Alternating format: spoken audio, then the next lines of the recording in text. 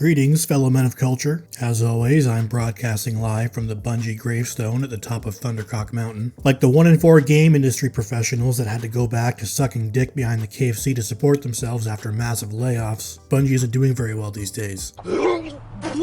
Far be it from me to come back there and slap the dicks out of their mouths, but they can't even do that right. Don't come to my house or else I'll suck your dick. Bungie's freshest Blumpkin pie just came out of the oven for an open server test, and my ground news team was on the scene to get us all the details stuffed between those androgynous, boring robotic thighs. I love a black cock. Marathon is Bungie's filthy crack at the extraction shooter genre, releasing in just a few days at the time of writing. Game hasn't had the very best journey to release, with its reveal met with mockery and even comparisons to Concord. A single soul muttering that putrid, cursed name in comparison to another title is like injecting poison directly into its veins, just like I do, but with chocolate. In the year 2472, the Unified Earth Space Council, or UESC, launches a colony ship called the Marathon to colonize the Tau Ceti star system. But oh no, communications abruptly cease from Marathon about 300 years after launch, giving all of humanity massive blue balls. 100 years after the last communication, the Marathon suddenly sends out a distress signal,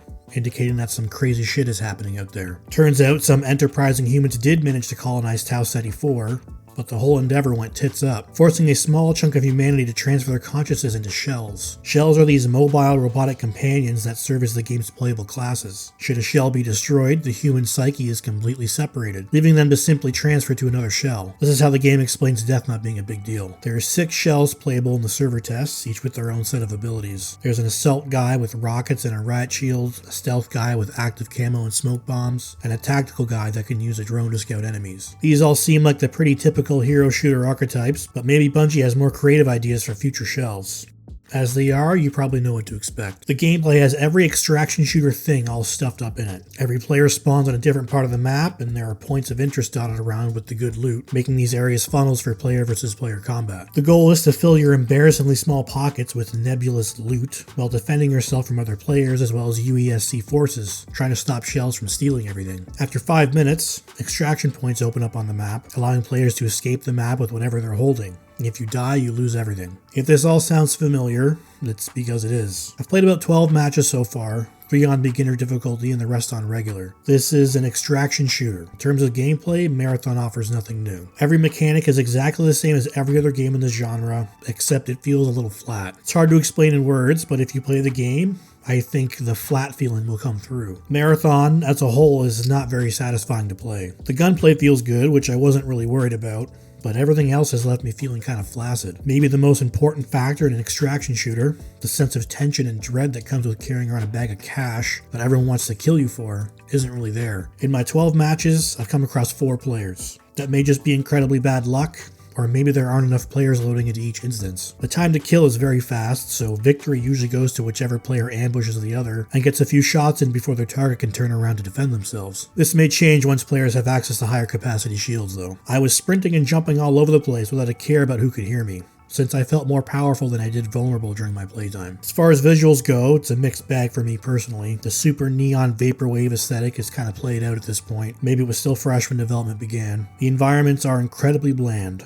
The various points of interest dotted around the map all look and feel the exact same. The structures have this modern, sterile design that I absolutely despise. It reminds me of those super modern housing designs that are really popular these days for some reason. All the buildings consist of flat surfaces and perfect angles that make exploring them feel like you're making your way through a hospital. The game just feels empty and lifeless. I'm not the only one that thinks so either. The Marathon subreddit has gone from hype to trepidation after the server test has been available. Other players share the same observations, like the maps feeling bland and flat, and everything feeling kind of empty. After a few hours, I agree. The game feels lifeless. Like when all those restaurants converted from being their own unique place to all looking like the same copy-pasted boxy aesthetic. If there was a way to remove enemy forces from the game, this world would be perfect for one of those liminal spaces videos. The shells aren't exactly appealing either. They all have this androgynous, boxy look, which I guess makes sense since they're robots. I'm not very excited to play as these guys for 1,000 hours though. One of the most important aspects of an extraction shooter is the loot. Unfortunately, Marathon fails to make this feel special. This may change with later maps, but nothing I found during my playtime gave me an emotional boner. It's all just stuff. A big grid with icons that my eyes just glaze over. All of these different widgets and doodads that you supposedly risk your life to acquire there, just kind of sit in a big pile like you're a dragon hoarding gold. But instead of a pile of gold, it's a pile of feces with the corn picked out. Knowing what all this is would probably come with some more game knowledge.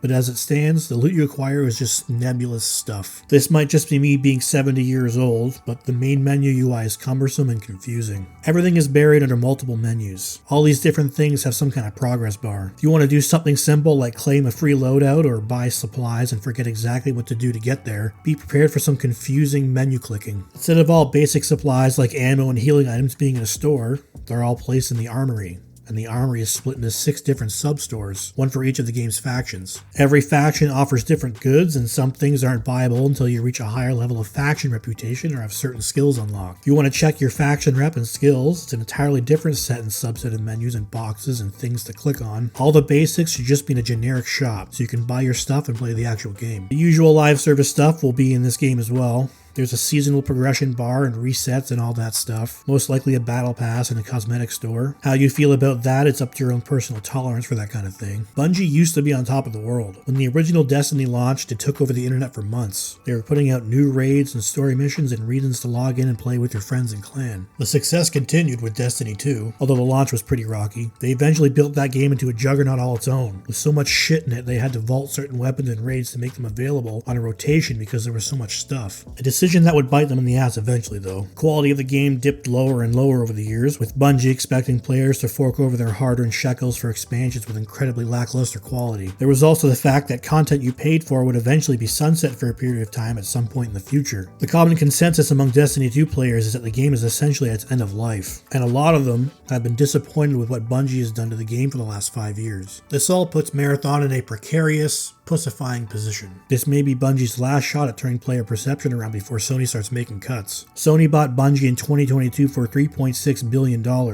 And while we don't know if that arrangement has resulted in profit yet, Sony is a massive corporation just like any other. If Marathon flops, or at least doesn't meet Sony's expectations, Bungie is going to suffer some massive layoffs. As it stands right now, I really don't see Marathon lasting as anything more than a temporary distraction from people's main game. The extraction shooter genre is already pretty niche, and the only game to really crack the big time is Arc Raiders. That game is a brick wall of competition for Marathon. Players love Arc Raiders, and so far the dev team for that game have earned their players' trust with excellent updates and support. Bungie has done the exact opposite. Destiny players are wary about whether or not they'll make good decisions for the long-term health of the game, and fans of the genre already have their game. Marathon is going to have a hell of a time pulling people away from Tarkov and Arc Raiders. Players who have already put hundreds or even thousands of hours into those games might play Marathon for a little while, but nothing about it's going to make them stick around. I could be wrong, and I hope I am. More competition is better for players. We have greater choice, and each dev team will be constantly striving to beat the other's products. Marathon looks like it's going to follow in a lot of live service games' footsteps.